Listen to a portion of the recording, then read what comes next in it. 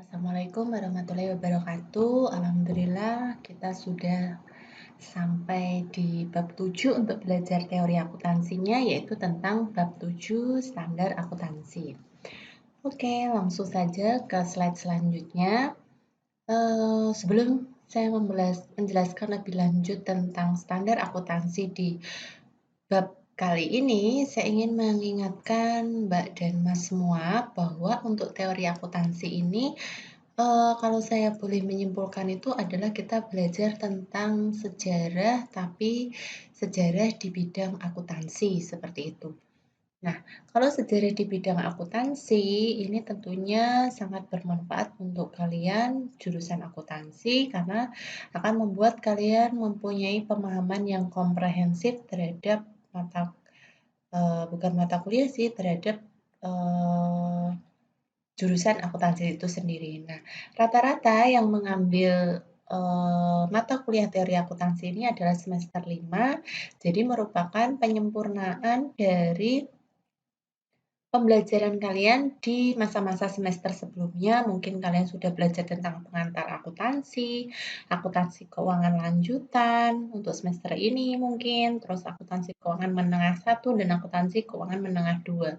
Nah, kalau kalian berpikir flashback di mata kuliah tersebut, kita bertemu dengan pengukuran, pengakuan, metode tersebut, seperti itu. Nah, tapi kita di zaman sekarang sudah dihadapkan pada sesuatu yang sudah jadi, karena ternyata di balik sesuatu standar yang sudah jadi yang kita pedomani sekarang atau yang kita terapkan sekarang itu dulu-dulunya melewati proses yang sangat panjang dan pelik. Nah, proses yang sangat panjang dan pelik itu makanya kita pelajari, kita bahas di mata kuliah teori akuntansi saat ini yang sedang kalian ambil.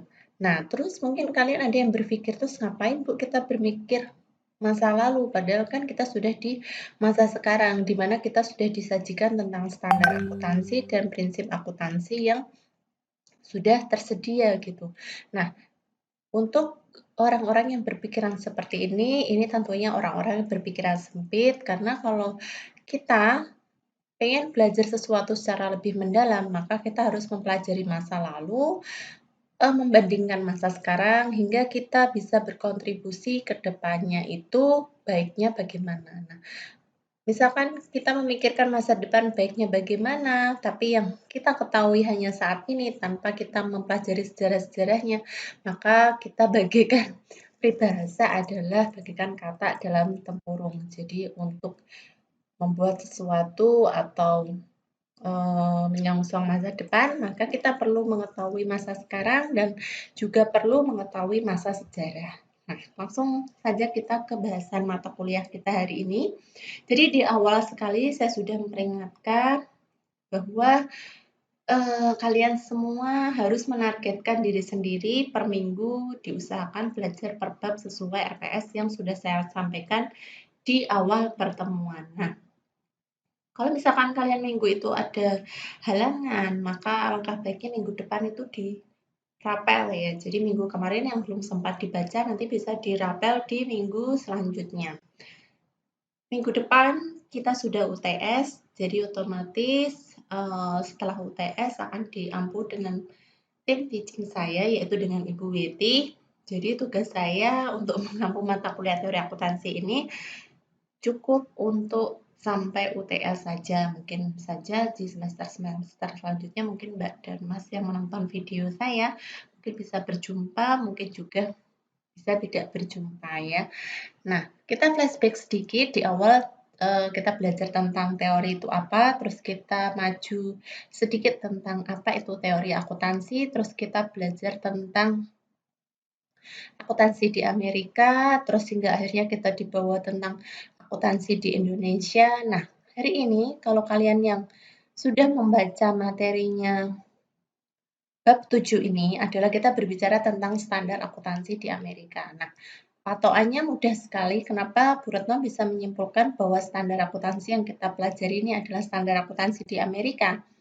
Karena di bahasan tersebut kalian menemukan kata-kata AICPA. Dan kalau AICPA itu kepanjangannya adalah American Institute of Certified Public Accountant. Nah, kalau mungkin yang kebingungan, sudah punya buku, sudah beli buku, atau mungkin pinjam buku tapi belum pernah dibaca, bisa dibuka di halaman 85 yang atas ya. Kalian akan menemukan apa itu kepanjangan dari AICPA, yaitu American Institute Certificate of Public Accountant gitu ya, di halaman 85. Nah, langsung saja ya, karena intronya saya sudah cukup panjang.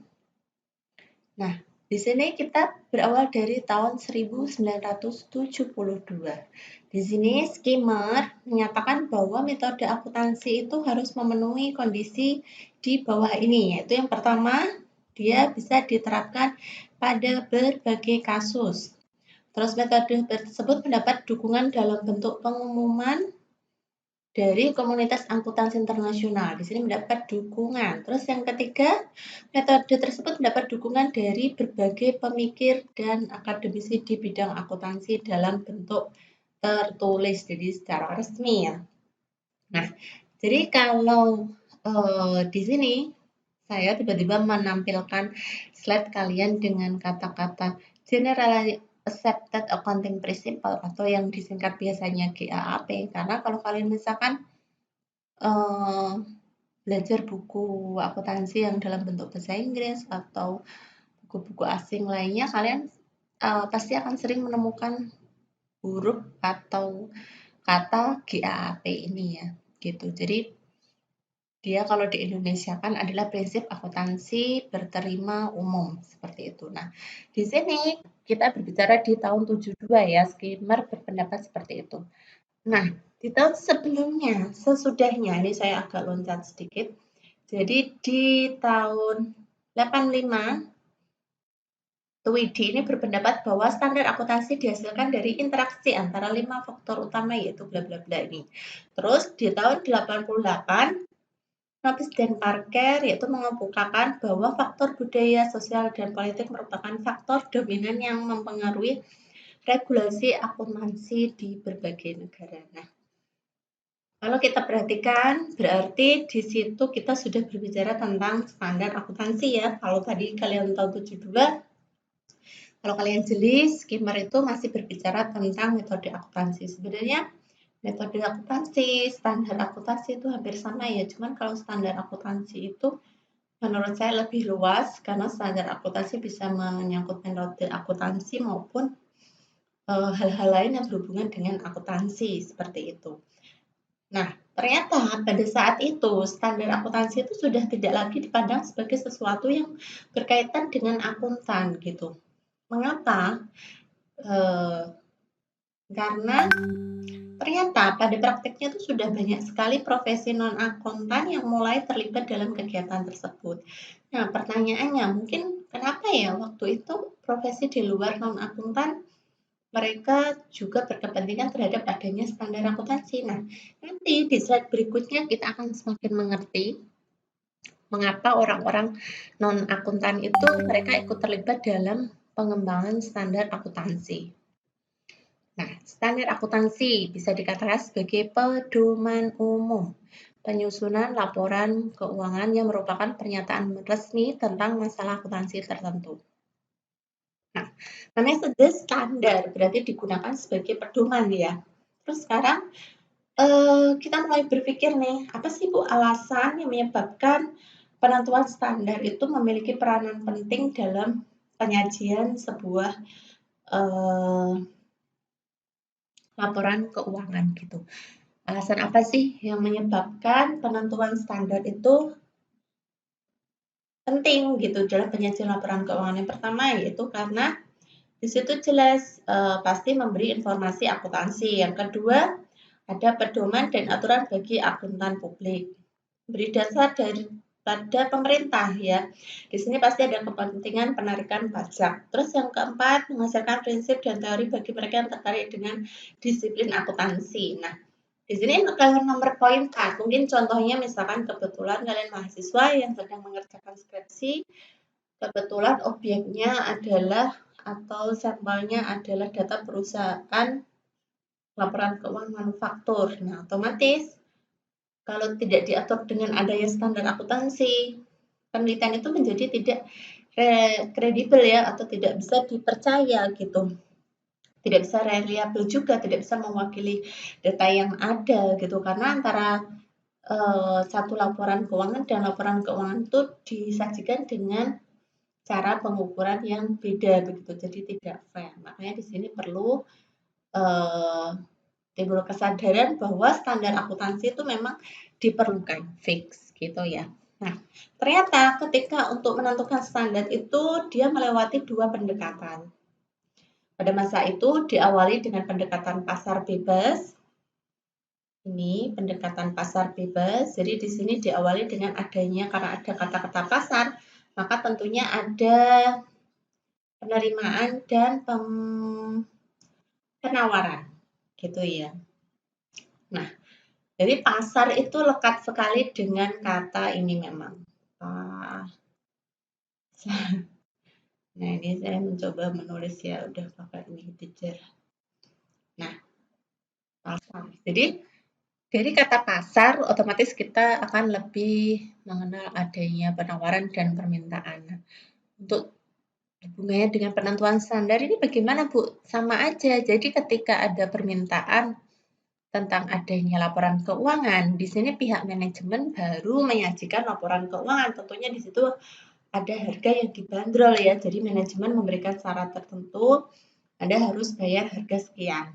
Nah, setelah berjalan ternyata ada beberapa yang tidak setuju dengan adanya pendekatan pasar bebas ini, hingga muncullah pendekatan selanjutnya, yaitu pendekatan regulasi.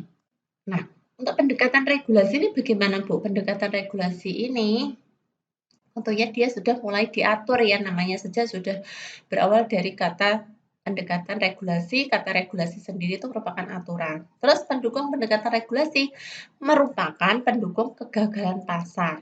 Nah, kenapa mereka mendukung adanya kegagalan pasar atau mendukung kurangnya untuk pendekatan pasar bebas? Yang pertama yaitu ada pengendalian monopoli terhadap informasi oleh manajemen. Jadi karena di sini tidak ada aturan, jadi hanya dikeluarkan ketika ada permintaan, berarti penawaran dari manajemen pun suka-suka gitu. Jadi dia mengeluarkannya pun suka-suka, jadi karena ada kesempatan dan memang sudah sifat manusiawi juga, otomatis akan ditampilkan oleh posisi keuangan yang cantik gitu, atau yang bagus, yang laba istilahnya. Nah, di sini otomatis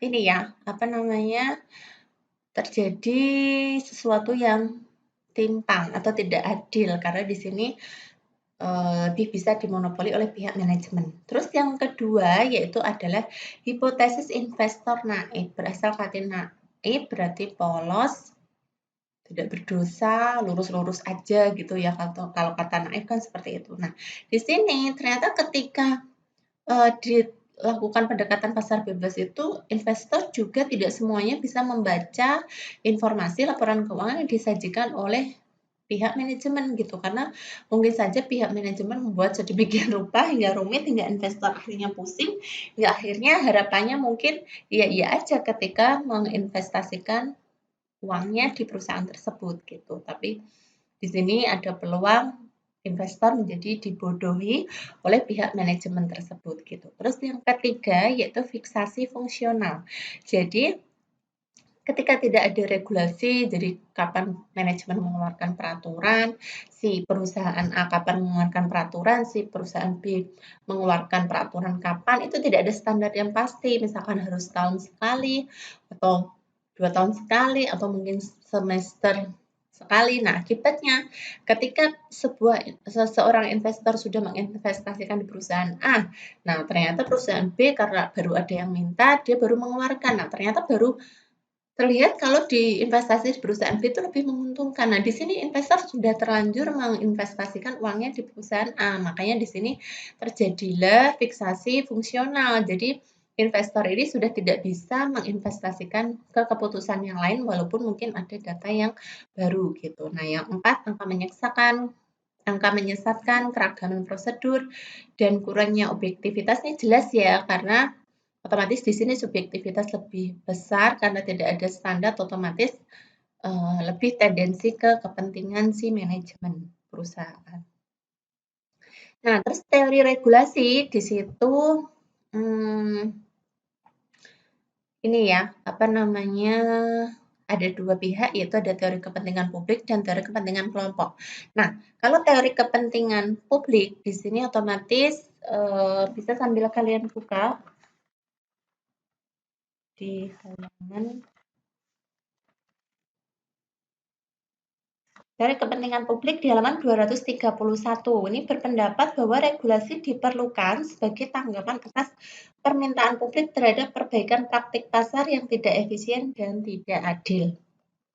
Jadi di sini pada dasarnya teori ini dibentuk untuk melindungi dan memberi manfaat kepada publik. Nah, untuk teori kepentingan kelompok berasal dari kata kelompok, berarti dia ditujukan untuk melindungi atau meningkatkan kesejahteraan pada kelompok tertentu. Hingga muncullah argumen yang mendukung regulasi sektor swasta, otomatis berhubungan dengan teori kepentingan kelompok, dan argumen yang mendukung regulasi sektor publik atau teori kepentingan publik. Nah, satu hal yang menarik yang saya baca dari argumen yang mendukung regulasi sektor publik ini, karena badan regulasi sektor publik memiliki legitimasi dan kekuatan lebih kuat dalam hal pemaksaan standar. Nah, ini saya setuju sekali dalam hal ini. Kalau Anda bagaimana, nanti di buku itu masing-masing disebutkan 6. Nah, dalam rangka memperdalam pemahaman kalian tentang standar akuntansi dalam bab ini, mungkin bisa di compare ya antara argumen yang mendukung regulasi sektor swasta dan regulasi sektor publik. Nah, ternyata setelah terbitnya standar akuntansi di situ terjadi sebuah kejadian yang namanya overload. Nah, overload standar akuntansi di sini ternyata dia berefek ke akuntan, ke pemakai laporan keuangan, dan ke manajemen itu sendiri. Nah, untuk akuntan sendiri, dia merasa kayaknya profesi ini sudah mulai ini ya, kayak sudah enggak aman ini, sudah pusing ini, kayaknya kok standarnya ribet sekali. Ini pada saat itu ya, jadi pada saat terjadi overload standar akuntansi. Nah, untuk pihak pemakai laporan keuangan sendiri bagaimana? Untuk pihak pemakai laporan keuangan sendiri ternyata dia juga pusing gitu ketika membaca sebuah laporan keuangan, terus ini bagaimana ya, ini standar yang dipakai mana itu rumit dan too much gitu ya. Jadi mungkin pemakai laporan keuangan ini bukannya semakin jelas tentang pengambilan keputusannya, tapi malah semakin pusing. Nah, untuk pihak manajemen sendiri ketika dia sudah bekerja keras mencurahkan segala waktu, tenaga, dan pikirannya untuk mengelola perusahaan, dia juga harus menyajikan laporan keuangan kepada pihak-pihak yang sudah mempercayakan perusahaan ini kepada pihak manajemen ataupun kepada pihak-pihak di luar sana, pihak eksternal yang berkepentingan terhadap laporan keuangan. Tapi ternyata standar akuntansinya ini sangat rumit gitu. Nah, otomatis di sini juga pihak manajemen semakin dibuat repot gitu. Kok rumit sekali ya ketika kita harus menyajikan sebuah laporan keuangan. Nah, kalau begitu di sini akan terjadi peluang yang namanya penyimpangan informasi karena manajemen merasa sangat kesulitan untuk menerapkan standar akuntansi yang overload itu tadi. Jadi dia misalkan harusnya 2 transaksi, harusnya dilaporkan 2 transaksi, tapi dia memanipulasi sedemikian rupa hingga hanya dilaporkan 1 transaksi sehingga tidak terlalu banyak PR atau banyak pekerjaan untuk penyajian laporan keuangan, seperti itu ya. Terus solusinya bagaimana Bu terhadap adanya masalah overload standar? Nah, di sini ada langkah-langkah komite khusus yang dibentuk oleh EIKPA, yaitu melakukan evaluasi terhadap berbagai pendekatan yang berkaitan dengan overload standar. Yang pertama diawali tidak ada perubahan, pertahankan status quo itu diem aja, terus sambil mengamati gitu. Terus akhirnya sudah ada tindakan di nomor 2, terus nomor 3, dan seterusnya hingga nomor 6 akhirnya memberi alternatif bagi GAAP sebagai basis pilihan. Nah, itu kita berbicara tentang standar akuntansi di Amerika tadi ya prosesnya. Sekarang kita berbicara secara global lagi. Jadi pengembangan standar akuntansi internasional. Nah, karena kata-katanya di sini internasional, berarti di sini sudah tidak ada campur tangan secara khusus dari suatu negara tertentu, misalkan undang-undang atau hukum negara tertentu, karena di sini sudah ada bahasan standar internasional dan belum ada hukum secara yang berlaku internasional gitu. Nah, tahapannya diantaranya ada di bahkan di buku kalian bisa dibuka dicek di halaman 238. Nah, di situ diawali dari dua proses tahapan yang dilakukan IASB untuk pengembangan standar akuntansi. Di situ diawali dengan staf di sini mengumpulkan masalah yang dialami oleh organisasi-organisasi di seluruh negara. Jadi organisasi-organisasi ini melaporkan permasalahannya seperti apa, lalu direkap oleh staf. Terus setelah direkap oleh staf, dia berikan ke bot ya di situ hingga menjadi discussion paper. Setelah matang dari bot, dari discussion paper akan muncul yang namanya preliminary views, tapi yang sudah melewati discussion paper hingga akhirnya di expose, yaitu menjadi exposure draft. Nah, exposure draft ini rancangan itu tadi ditampilkan di website IASB. Nah, di sini dia menerima tanggapan komentar lagi, biasanya sekitar 1,5 tahun kalau nggak salah. Nah, setelah kita tampilkan di website IASB, sudah ada tanggapan, sudah ada komentar. Nah, di situ staf bekerja lagi, merangkum lagi, membuat kesimpulan dari berbagai tanggapan seperti ini, terus dilaporkan ke Dewan lagi, Dewan didiskusikan lagi, hingga akhirnya berhasil muncullah standar akuntansi yang baru gitu. Nah, dari langkah-langkah yang bisa kalian baca di buku tersebut dan langkah-langkah yang saya jelaskan secara singkat ini, untuk pengembangan standar akuntansi internasional itu juga memakan waktu yang lama ya, dan juga proses yang berulang kali dites, berulang kali disimpulkan, terus di floor lagi, terus dibuat kesimpulan lagi, terus dirapatkan lagi, baru muncul standar akuntansi baru seperti itu. Nah, sudah cukup sekian bahasan. Misalkan kalian butuh pemahaman lebih lanjut, alangkah baiknya kalau yang belum membaca mau membaca buku acuan tersebut gitu ya, karena yang saya sampaikan tadi adalah poin-poinnya, semoga bisa membantu dan bermanfaat untuk Mbak dan Mas.